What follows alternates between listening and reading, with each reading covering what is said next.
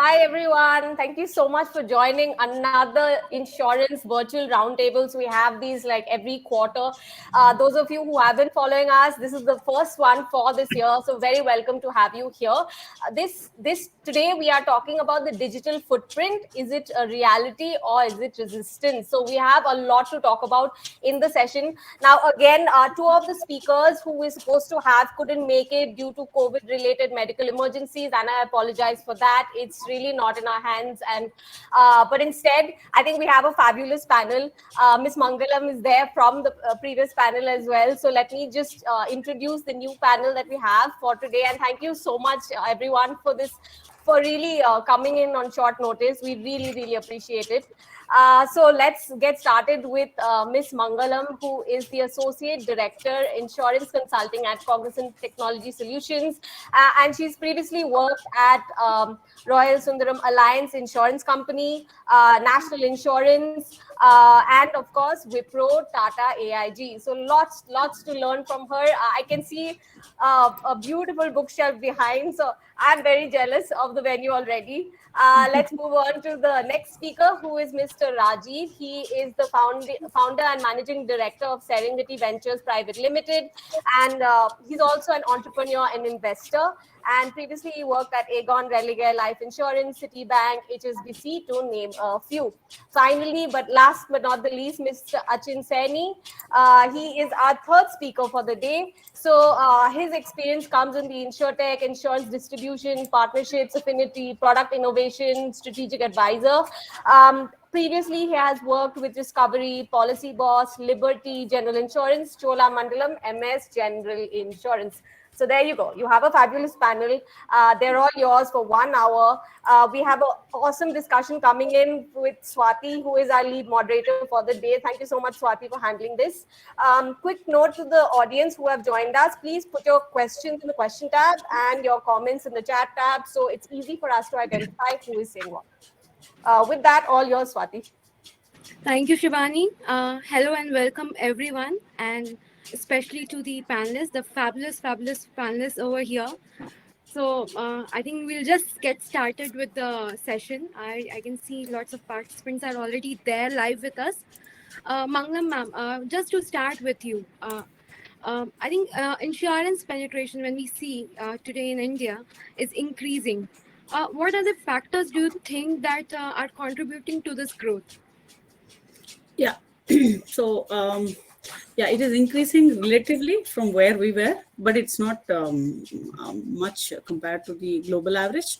Yes, we are at 3.8% of overall penetration, 1% in PNC.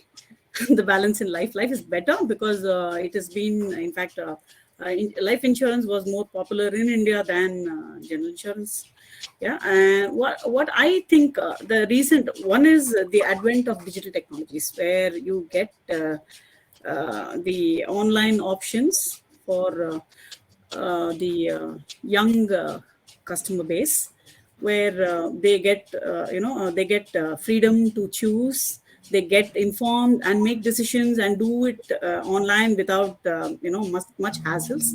That's one. Second is with COVID. A new, in fact, what should I say, perception of risk has been instilled by COVID pandemic. And in fact, if you see the growth of health insurance, few specific, life insurance has really come up. And that, in fact, the last 2 years, we have seen higher penetration. That's what I would say. Yeah, technology and people realizing or they are getting aware of the risks that they are facing. These are the two factors I would say. Yeah. So so you brought a lot the two factors, and those are very major factors. Rajiv sir, what do you think is the degree to which the technology is playing the role in driving this growth, or is it because or the technology is being driven by the growth? How is it? What do you see? No, I definitely think that technology is driving some of the growth. So to understand further, we have to understand what is from a consumer's background, what is the process of a customer selecting a product. So whether it is discovery, then comparing, choosing, applying, and getting serviced.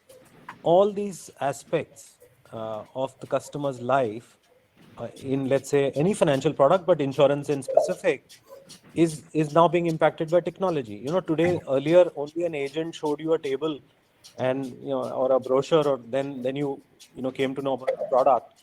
But like Mangalam is saying, with the advent of internet, information is widely available. There are sites, blogs, YouTube channels, so many things. That's number one. Number two, just the amount that the media is talking about financial products, the awareness in the consumers has increased on financial products, including their own needs, the need to save, the need to protect, the need to invest, etc. So whether it's in the cycle, and the cycle is like this: first, you discover your need, discover a particular product that meets your need, then you compare, because then you shop around, you find which is best in terms of coverage, premium, etc. And then you choose, and then you apply, and then you get serviced. All these, now there's technology for everything. So there are aggregator websites, there is comparison tables, there is information available, how to choose, how to apply. Buying online become a thing. People have gotten over the hurdle of, at least in the urban sector, or large pockets of the country, where people have gotten over the trust factor digitally, doing everything digitally, especially the younger generation, where this is part of life. So this whole uh, sort of digital online space becoming so pervasive, including the amount of data available on your mobile, has caused the cycle, each part of the consumer cycle, which leads to the purchase of a insurance product, has been affected by technology. Yes. So, what you mean to say is that technology is educating the people. There is also a consumer awareness, and that also is, further pushing the technology. Um, Yeah, I, so I yeah, let's say the discovery of the product or discovery of the need is driven by stuff like what people read in newspapers or read on blogs about why they should protect themselves against risk, how hospitalization costs are increasing, or how the risk they face financially, they need to cover for, whether it's a death risk or health risk or whatever risk, even things like retirement planning, etc. These are being driven by commentary on media, both digital and print, and even on technology platforms. So that's first aspect, is the discovery. The second aspect is the comparison. That is the next step, which is which product to choose. Once I've understood the need, let's say I need to save. So then the comparator sites, aggregators, etc., are playing that role, which earlier was played by a human being, which would be yeah, either be a neighbor or an agent or a family member, is yeah, now being played by technology, websites or information. There are many forums in that, and even apps. And the third step is actually buying the product and getting the service out of the product, which is also moving online. So, I don't have to, the convenience factor, the friction to buy, I don't have to go anywhere. I can buy pretty much online, apply online, get serviced online. These are factors which will give rise to a greater degree of penetration. So these are four aspects which I want to highlight: so discovery, compare, purchase, and service. All four aspects. so if I hear you correct, and if I understand what you are trying to tell, is that these factors have actually pushed the technology also to, come up and serve the customers Of better. course. Having said that, there is always a segment of the customer, which is not that tech savvy, which is not that educated, or which is not that keen in, taking up the new things. uh, Achin, this question is for you. Do you think that pandemic has actually pushed that segment also towards, being more technology driven, or why you think, or how do you think that pandemic has affected that set of customers? Is there any relation over there? So as Swati correctly pointed out by Mangalam and Rajiv, that pandemic uh, has brought in many aspects to the industry, being from a discovery, what he was mentioning, because earlier people were not taking seriously about their health insurance, be it life insurance.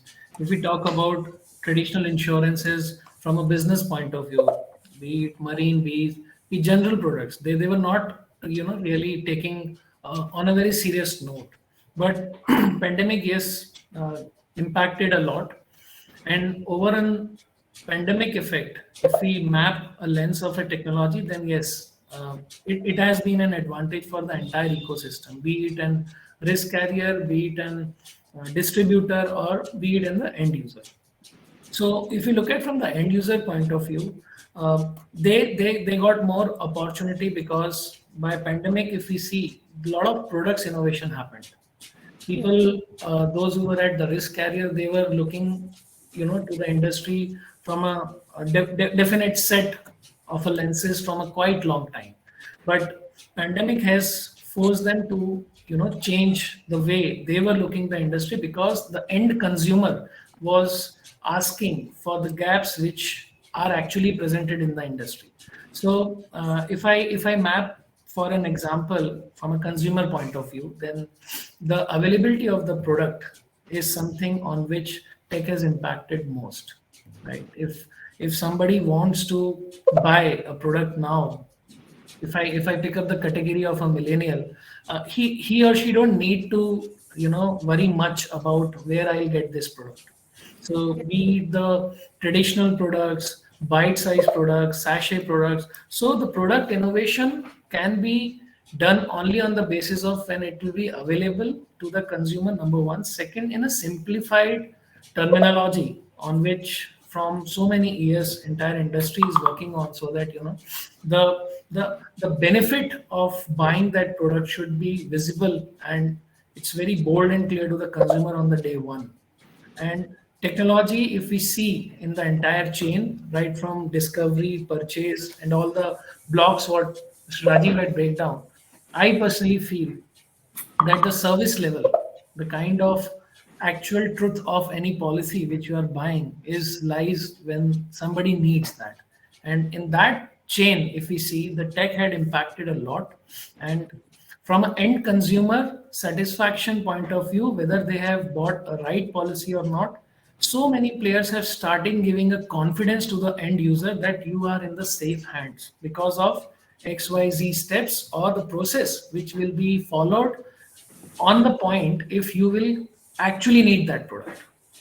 So that is something which we want to take it from the present level where we have reached so far. It's a phenomenal level if I'll compare with the matured countries also, on which if we have developed so many things because of pandemic, will definitely take this industry to the new heights. Hey, Swati, I see there's a question in the panel here. Sarvesh Mehta has raised a question, on about digital, end-to-end digital unassisted journeys. If it is only sold contextually, how do you bring context to digital sales? I would like to answer this. Yeah, sure, ma'am. So essentially, see, so before a customer actually starts a digital journey to buy insurance, he needs to be aware. He needs to discover his need. Okay, say for example, I have a broken refrigerator. Okay, and I want to know what kind of insurance can I buy, and if this insurance will even suit me. Will I get my claim? So honestly, there should be tutorials or videos or blog posts, like kind of information that should be integrated to these portals. It's like before the customer actually gets into the journey of buying, yeah, he should be satisfied that, hey, I can ask anything, write answers, find answers, and then it can the context, as you say, he'll get the context for the purchase. I hope, Sarvesh, we answered your question. Okay. And if I can add to that, to what Mangling is saying, a lot of context. So this innovation of how technology is going to impact context-based selling of products, a large part will be played by things like machine learning and AI algorithms. For example, some of the best examples of the contextual ads that you see on Facebook or Google is all driven by algorithms. So in the future, even insurance companies, the business marketing part of it, which is marketing and selling part of it, will be driven by these type of technology, which will give more contextual messages, and that could be event based, that could be lifestyle based, many parameters. But yeah, I feel that the AI ML type of technologies will be leading the way for more contextual offering of product offerings. The like customization as well as the timing, selling the right product to the right person at the right time will be driven a lot by algorithms. Yeah, I think this brings a very very relevant question that today that we are dealing in with the type of customers that we are targeting, or the type of customers that we are now confronted with, is a very tech savvy, going ahead in the future, and is a very tech savvy. They want the best of the products, the best of the services in on the snip, in the within the on the snap of the fingers, everything prim and proper. All of this entails that a lot of cost and investment into the technology. uh, what do you think that should be the tipping point, that okay, beyond this the cost is not justified, or beyond this we should not invest, or beyond this, or this is the cost that someone has to take?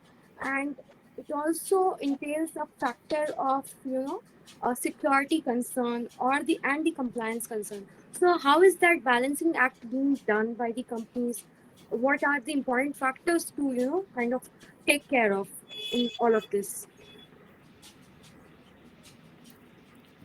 This So is yeah, Chint, please go I'll ahead. just pick up the main part which I liked about your point, Swati. Like you mentioned about the compliance part, right? So even in our window, when I'm looking at so many familiar names of the industries are here, and they all agree with this point that the regulator has also started proactively giving a leeway to experiment a new product. So sandbox is something which is a perfect gateway, I should say, for an industry where people uh, tried that path for innovation and actual need of the customer. So the gap which were there are now being filled by the sandbox innovation by so many companies, so many distributors, and they're actually solving the actual problem for an end user.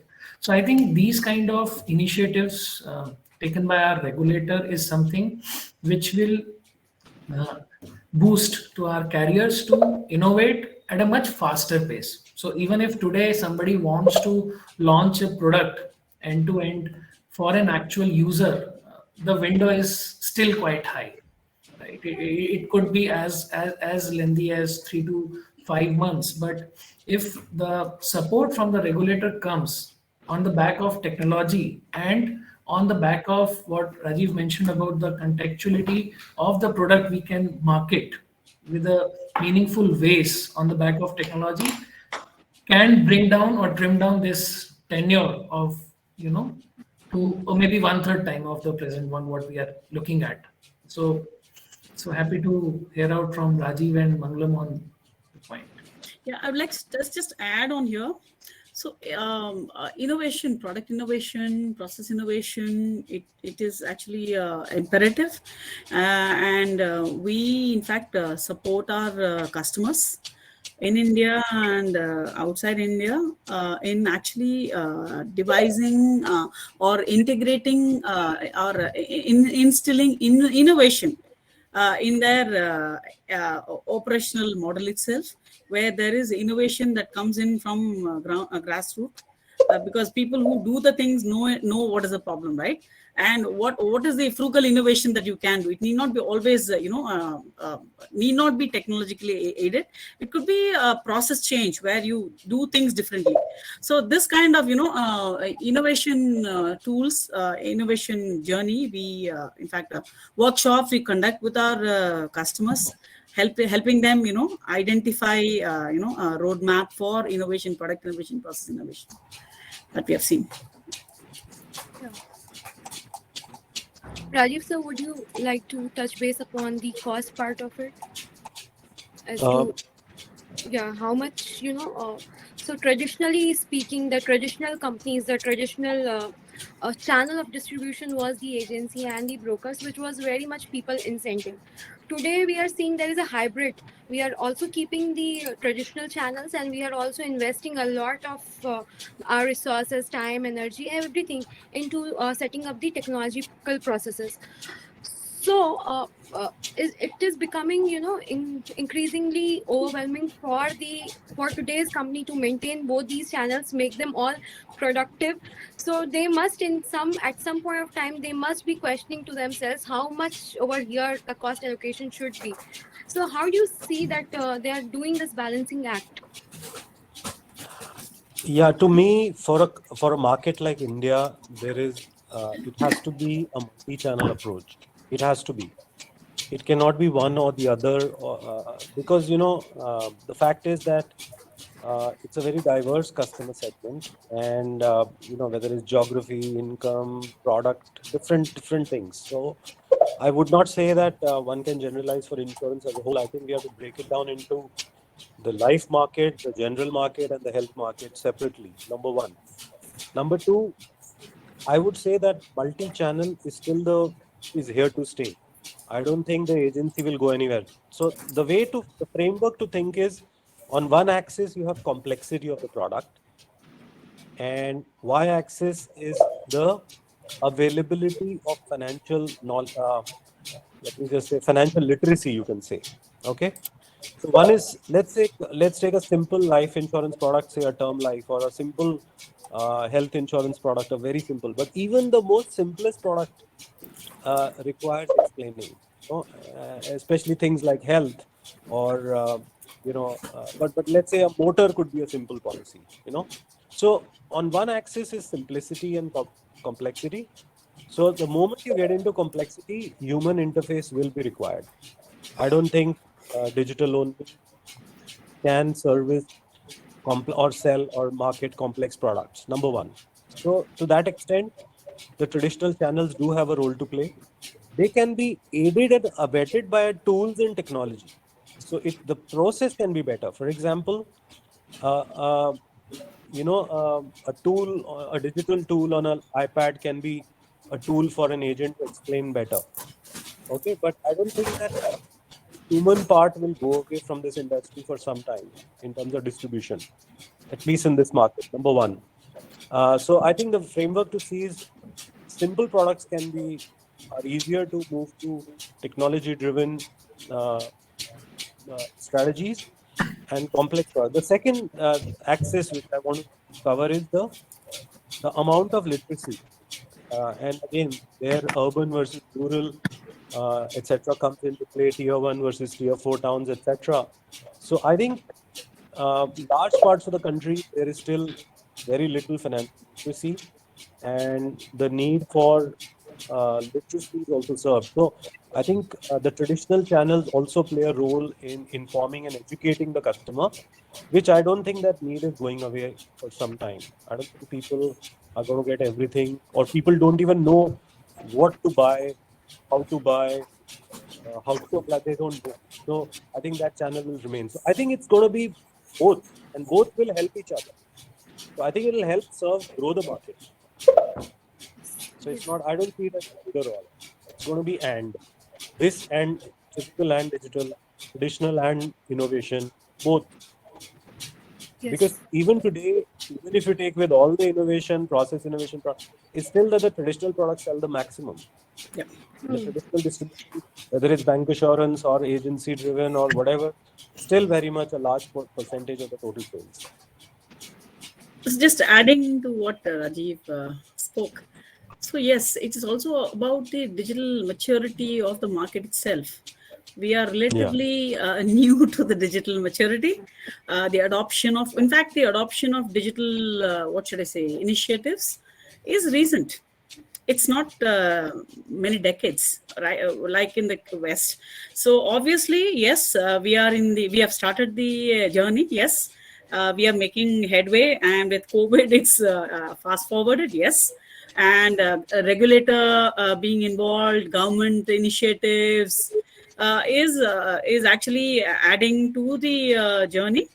Yes, we will continue to have both channels. Yes, there was a question about cost, right? So it depends on individual insurance company strategy, marketing strategy. What segment, what products, right? They want to grow. Okay, based on their strategy, the obviously the investment in that segment will go, right? If they say that they're going to target rural market, obviously too much of investment in digital may not be I don't know, may not go with that strategy. Maybe they have to invest in the traditional model, hiring more agents, and hiring more NGOs, having uh, platform to engage with the customers. So individual insurance company strategy and their IT strategy is very important in making decisions, because it is a journey. As I said, it is not a single year effort. It's a any digital journey or any business model change. These are all business model changes, right? So Yes. it takes many years, and it is a journey that insurance companies have to invest. It all depends on their own marketing strategy, their own corporate strategy, how they want to grow, how they want to, which segment they want to reach out. Yes. So we have seen this trend that there is an increasingly a trend of, all the companies adopting a particular tech stack of their own. Now, of course, as you all have mentioned, and we have seen that pandemic has really pushed it, given a throttle to this, traction. Has it just given the acceleration to this technology adoption, or has it actually, kind of change the course or change the trend or the tangent also for the industry where it was supposed to go, and now it is like, going to a different kind of a direction? Has it done it? What's your take, Rajiv? To start with you, what's your Yeah. take on this? No, it has definitely accelerated. I think everyone is looking at their technology, their IT strategy, their innovation strategy, or the future initiatives, as they call it, building for the future. Because let's face it, many of the changes that have happened as a result of the COVID are here to stay. So it's not like we will revert back to, the behaviors will revert back to the pre-pandemic. So I think definitely it has accelerated the IT development, the thoughts on digital, the thoughts on customer service, on product innovation. All of those are getting accelerated. Of course, different companies will approach it differently. Uh, the scale of some companies, is such, and there are, again, one of the factors which will play a role is legacy issues. Yeah. So how the business has been built for 20 years cannot be changed overnight, while the younger companies or the younger fintechs or the insurtechs can probably do something very fast. But obviously, legacy will play a role, and legacy comes with legacy systems. So, but yeah, definitely everybody is upgrading, everybody is rethinking, uh, literally on a on a big scale. So it's no longer the incremental things that were being done, projects that were being done earlier. I think people are thinking big now, and they have to. I mean, everybody has to change. Yeah. When we are talking about the legacy systems, this is not only the systems which are, which are being used. There are also customers who are very comfortable, very conventional. So with the, range of and the wave of this technology advancement, how do you think that we can make things very simple for the customers who are not that informed or not that, tech savvy? Atul, would you like Yeah. to take this up? It's a Rajiv, sir. Yeah, you can also take this up. No, I think I'll let Achin go here. Yeah. No. Thanks. So basically, if you look at from a legacy point of view, as we discuss, on technology, so many companies are investing, distributors are investing. If I talk about a traditional market, if we dissect and see, they have also started investing in the technology so that they'll be able to service the customer, and it is not, limited to insurance. I have seen people, those who have created in a 3-digit AUM for mutual fund, and they got into an insurance because they see the technology which they have leveraged in increasing their earlier business is a clear gap, and they can enhance their portfolio of insurance also when they will step into the market. So whenever we see from an insurance company point of view, everybody is focusing on, one is on product, second on how this will get distributed, how it will get serviced. But as during our last conversation, L&D, contextual, how the customer will read this product is still, I feel, needs to be worked upon by each corner of the ecosystem. So if you are developing something which eventually being built for a customer, if he or she will not get understood about what exactly a company is trying to communicate by this product and what exactly I'll get a benefit after giving a premium, right? So if that needs to be inculcated in the mindset from a legacy system point of view, from a pure communication, and I should say a broader view of that into a learning and development for the distributors, then people are smart enough now to take and fill that gap on their own. I'll give you a small example. Even if you will go for any term life illustration, right, on any of the platform, be it the direct carrier or be it via some distributor, you will find a payment term, and you will find the maturity term, and you will find the age of the customer. So I met one gentleman, he's doing a business of insurance, being a pure agent from ages, right?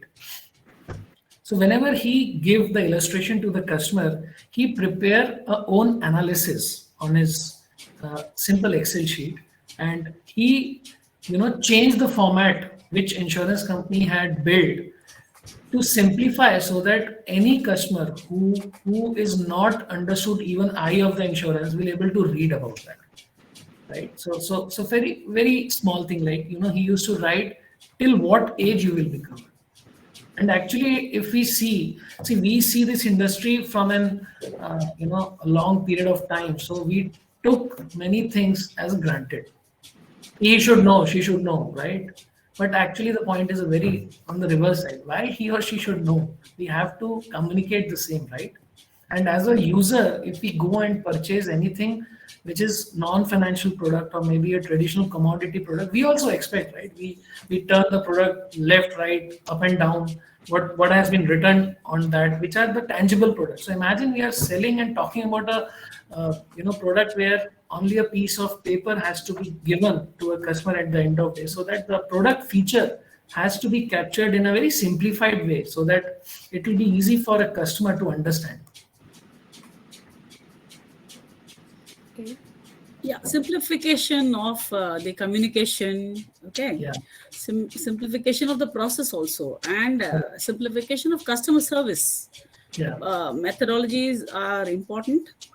As simple as the video that Anchit was talking about. Even I have seen where I'm not I don't remember the name of the person. He actually says when you take this long-term policy, what will be the benefit? What if you don't pay the premium in between? What will happen to the money that you've already paid? All the questions that usually people have. That is a simplification. People who are not tech, because information is available in the internet. Yes, that's for the tech savvy people. For the people who don't have that quality, then this we have the simplification is the answer. Yeah. Swati, I just would like to be a little more provocative and tell you mentioned traditional customers and who don't who are not understanding. I can tell you, I've been in the industry. I mean, I've been in financial services for 30 years. I read a product brochure which I cannot understand, or I go through a product and I don't understand. What the hell is this? I need to read it twice to understand the exclusions and so and so. So let me tell you, 90% of so-called even educated tech savvy people do not understand basic insurance products. So any initiative that is aided by technology via tools, via communication or anything is only in the right direction, because it serves to inform and educate, number one. It helps the customer select the right plan, and in terms of servicing also. Yes. In application form, people don't know what they have to fill in and what they have to take, what is being asked. I mean, I'm talking about educated, well-qualified people. They need a help of an agent to fill that. So we are talking about, these are issues across. I wouldn't even say traditional customers. I would say 99% of customers then fall into traditional bracket. Yeah. We have now seen that increasingly we are like, we are the generation, or we are the customers who are on such user-friendly applications like WhatsApp. Even even a, auto rickshaw driver can easily use WhatsApp. So that is the kind of convenience people are now looking forward to in understanding. So how do Yeah. we kind of take care of the customer expectation? How to as ma'am was saying, key service has to be very simplified, the claims has to be very simplified. How do we educate, and what would be the role of the technology in kind of reaching out to these people and kind of explaining? How do you think that the role should be, or it would be? Yeah, I think it's very simple. Like Achint mentioned, the gentleman's example where he redid the company communication into his Excel sheet in a simple way. I think the first step is listen to the customer. I think the first step is to listen to what they want really. And if you listen to the customer, you know what the main 5 questions they have, whether it's at the time of selling, or at the time of policy renewal, or at the time of claim, or whatever moments of truth that occur in the life of an insurance customer. And there's really 3-4 moments. One is at the time when he's applying, which to decide which policy, what premium, what amount, etc., what risk. The second time is claims, and the third time is in the period of the policy if he needs any servicing help. These are really the 3 main points. At those points, if you just listen to the customer, and we have enough data within each company, those can be translated into, technology is only a tool, right? So technology can aid in all 3 areas, whether it's pre-issuance, post-issuance, or at the time of claim.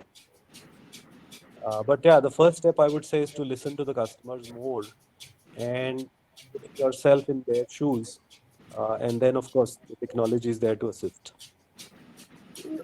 A lot of it, however, I must say that there are internal compliance norms and legal requirements which prevent us from doing. You can't, beyond the point, simplify also. There are legal and compliance angles to take care. And therefore, but at the same time, I find too much of it, we hide behind legal and compliance and marketing jargon. That too also prevents from simplifying both the product and the communication to the customer. So a lot can be done, but because insurance is a fiduciary product, there are legal and compliance angles to take care. True, sir. It's a very heavily regulated space.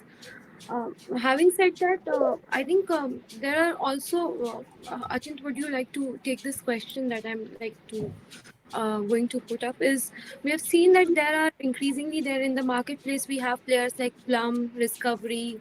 They are specializing into simplifying the insurance products for the consumers. But these are just for the economy, e-commerce savvy customers.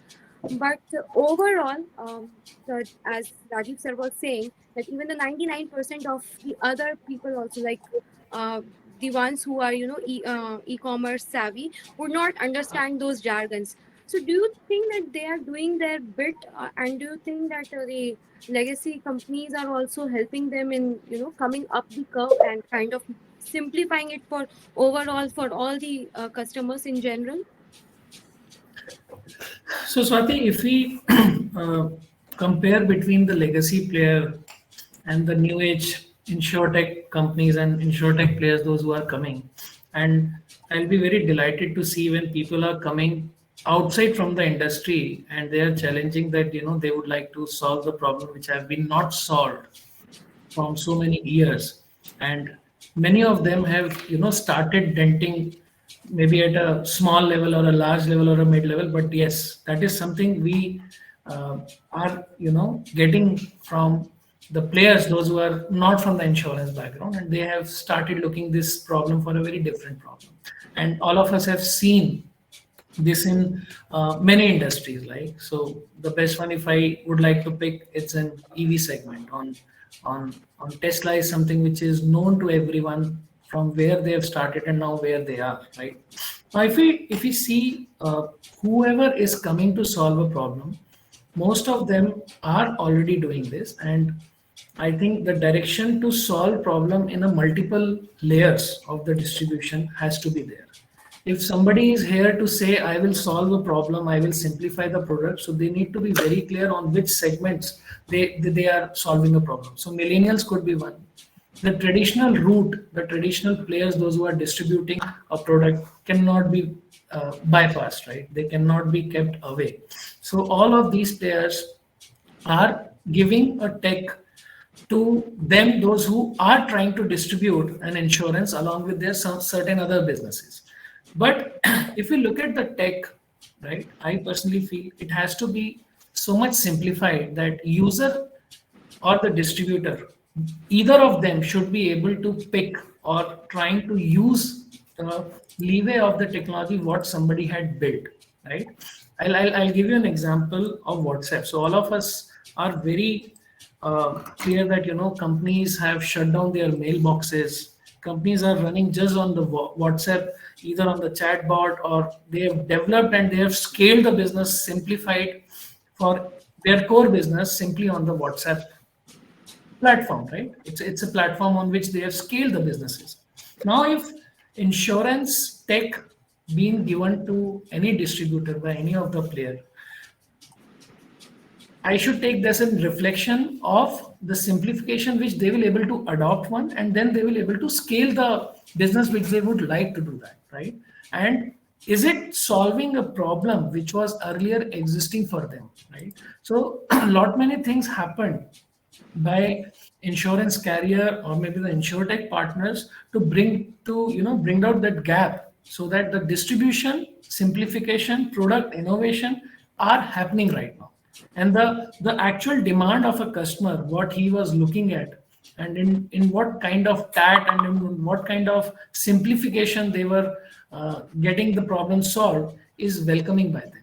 So it is something which we would like to take as an entire ecosystem of industry to point A to point B. Now it is time to ramp up by understanding what exactly again we missed and what we need to fill back. So again and again, the more we will go to the drawing board to see what we have missed is something which will eventually calibrate our tech, what we are trying to give in the market, so that they'll be able to solve the problem for the customer. Yeah, these insurtechs are definitely a cog in the wheel, further simplifying, further pushing us. But Manglam, what do you think is the role of the competition in driving this further?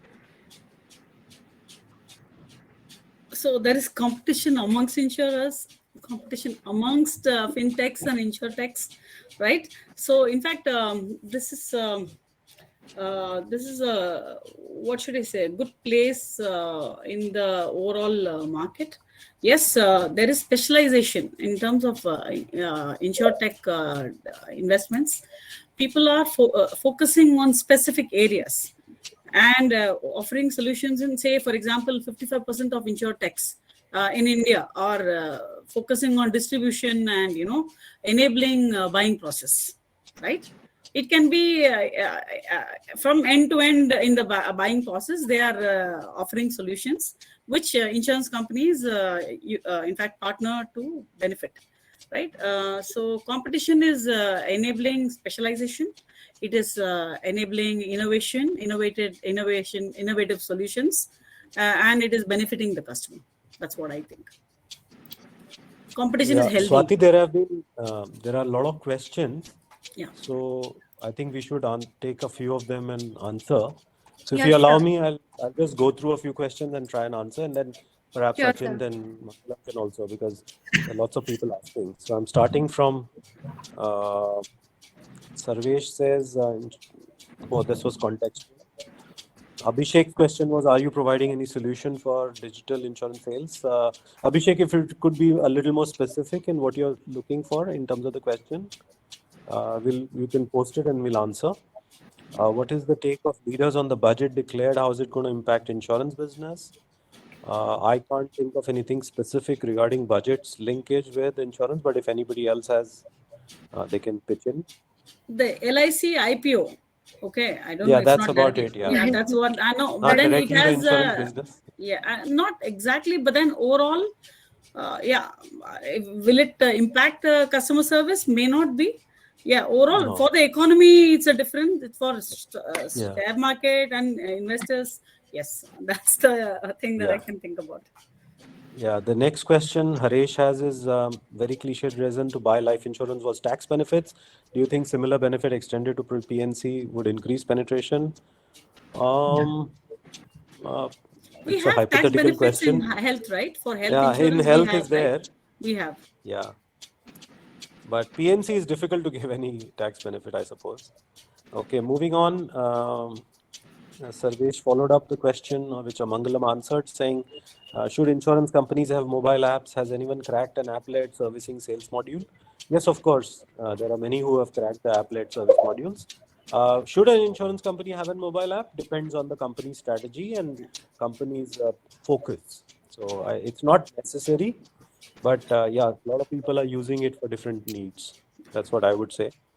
Vibhu is asking, how will digitization address claim settlement fears? In an offline buying mode, usually the buyer has some sort of trust on the agent or the broker. Please comment. Very good question, Vibhu. And this is a genuine consumer fear which the company has to overcome by creating that trust and brand. So here, what people will, in my view, how consumers behave is they will go with a brand they trust. So even though the brand, most of the people are offering digital offerings, so then there's a choice between two, then they're going with the brand. Here the brand plays a role. But yeah, people do have a fear online for the claim part.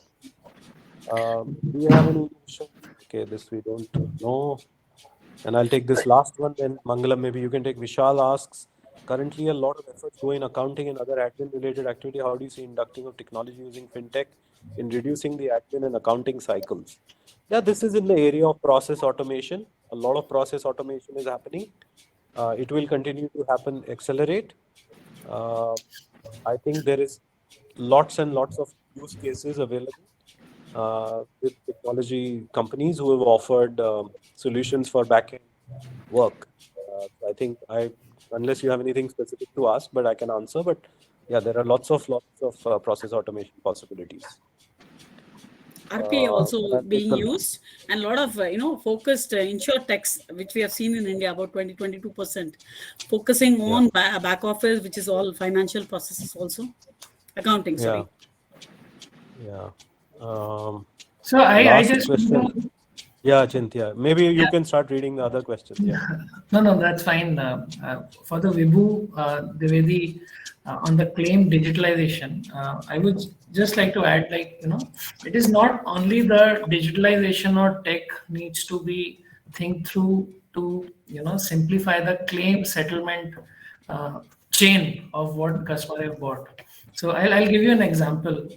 One of the corporate client with whom we were discussing, and suddenly they said we have to wait for another hour because it was a planned activity. I forgot to tell you that it was a mock drill, okay? Mock fire drill. We generally, went through for all our offices before pandemic, and we all used to go to offices, right?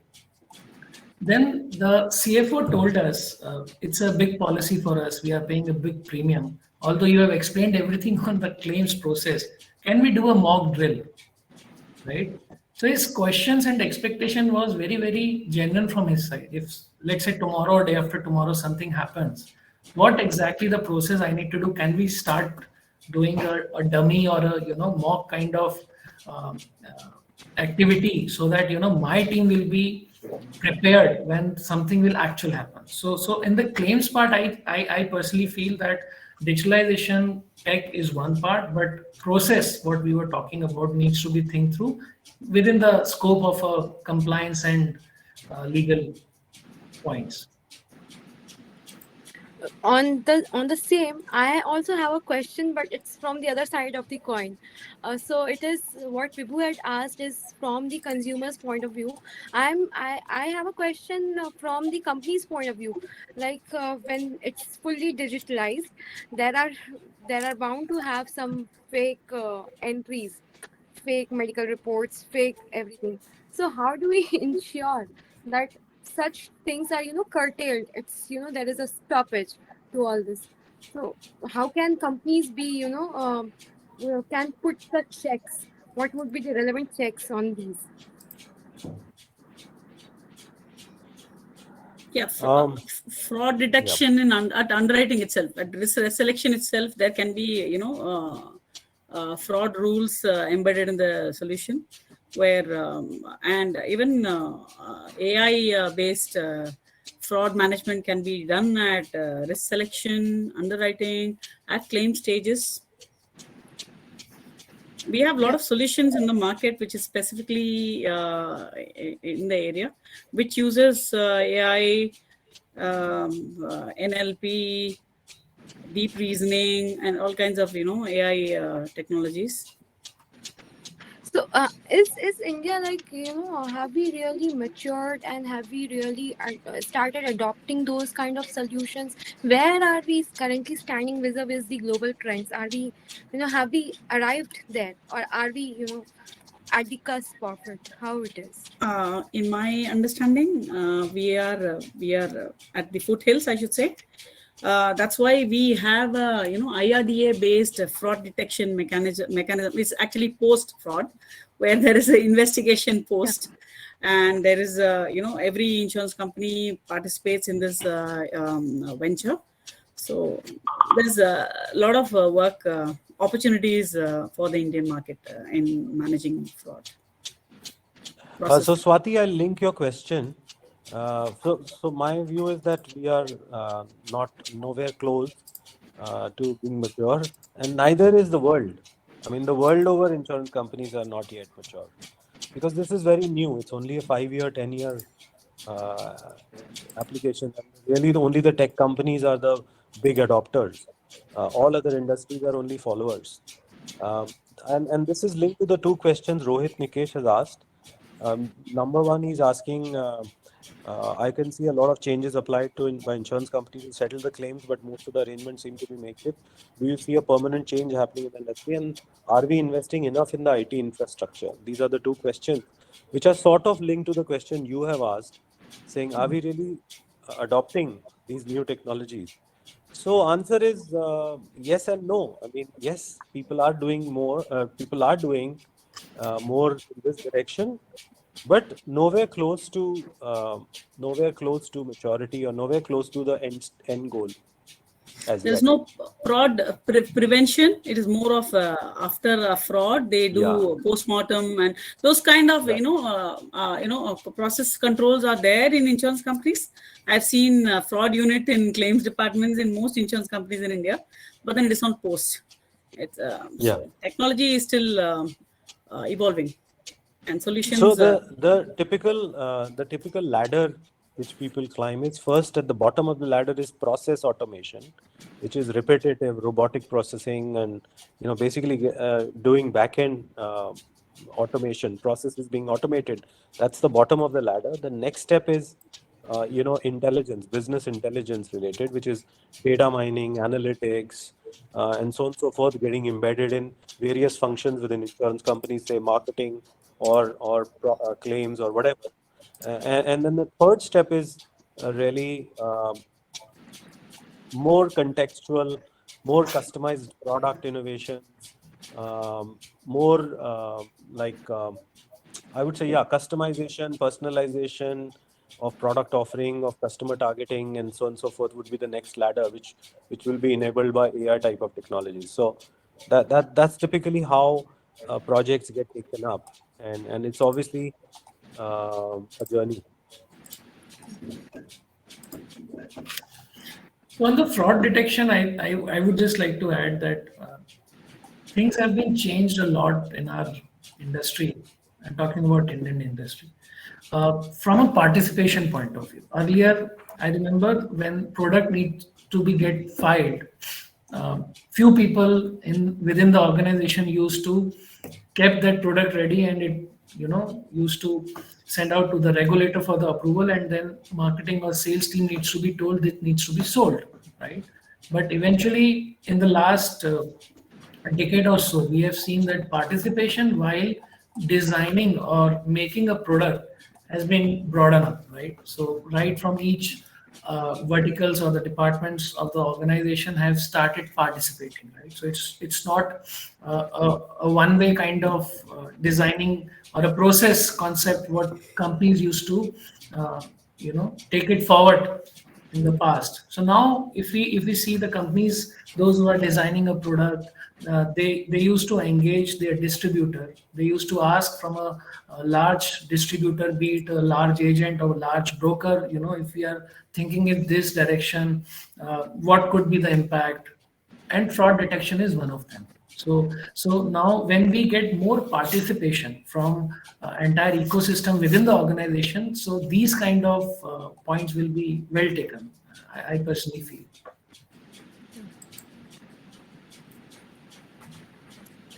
Swatish, do you want me to take more questions which are posted? Yeah, sir, you can take up. Yeah, close of and time. then- Yes, so we do are you want to closing. continue? Yeah. So we'll take a couple of questions, and then there would be a final question, wrapping up question, and then we can wrap up, sir. Yeah, please. I'll be led by you. Go ahead. Okay, so what I was saying, what I having heard you all are saying, and so are we seeing also that constantly we are learning, we are evolving. There is a lot of way and miles to be covered. I would like to I would like to understand your take on the consumer being at the cornerstone of this insurance business.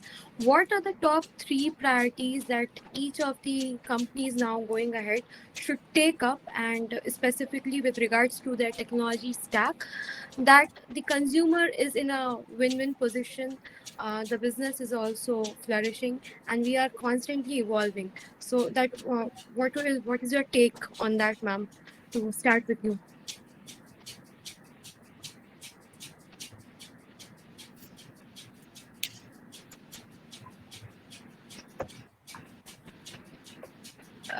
Was the question audible? Yeah, it was audible. I think. Yeah, it was audible. I think So Rajiv sir, Mangalam you is can. not able to hear. Yeah. Yeah. So I think from the consumer point of view, exactly the topics we have discussed. Number one is product innovation, more suitable products, simplification in terms of understanding at the time of signing up for the product. That would be one top requirement from a customer point of view. The second would be ease and convenience of customer service during the policy term. That would be second leg on which the customers really want help. And the third would be at the time of claim. So I still think that these are the 3 things we've already discussed. And these are all, I think there's a lot can be done on product innovation, product simplification, on customer service and claims. These would be the top 3 in my book. Ashwin, what's your take? Most of the points are what Rajiv sir has mentioned, Swati. I will take this journey from a reverse side. So I think now companies have given a lot of thought process and effort from the like the ABC was used to be product, process, and the last would be the claim outcome. So now I think people have started looking this right from BCBA, right? So claims have been come on the priority on the top, then comes process, then eventually it needs to be backtracked with the product. But yes, so that is something in most of the retail products where we would like to actually innovate. We I mean, the industry has started looking from the reverse point of view, like what will happen when the actually truth of the moment will eventually comes. Yeah, I'll just add here. My thing was, I don't know, I got frozen here. So yeah, from product driven, the insurance companies to transform as into customer driven or customer centric. The products, offerings, services, distribution should be customer centric. So customer experience should be the primary driver for all their initiatives, be it business or IT.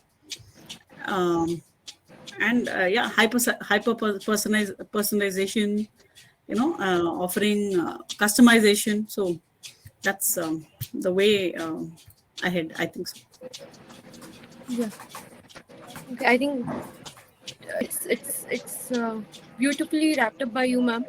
The takeaways are like the customer is the cornerstone, and approaching the customer from a very human side would really help this business to flourish a lot. And technology just has to be an enabler rather than be the main thing of it. So with that, I would like to wrap up the session. Shivani, anything that you would like to add to it? Just as an audience member, I can see it was a super engaging session. Thank you so much to the panelists for taking out the time to do this. I'm sure you would have noticed the comments as well. So thank you so much, Rajiv, Mangalam, Achin. Thank you so much for all your feedback and your insights. With that, it's a wrap. This session will be live on YouTube. So not live, sorry, a recording of this will be up on YouTube. So feel free to go and check it out if you joined in late. Thank you so much, Swati, for moderating the session. Thank you. Thank you, Everyone, all. take care. Thank you. Bye. Have a good Yeah, one. and our apologies to those questions which were not answered. Yes. Yes. Couldn't I'm possibly- sorry. Yeah, they're just too many. Yeah. All But right. thank you so much. Thank you, everyone. Thank you. Thanks. Thank you. Bye. Everyone. Take care. Bye.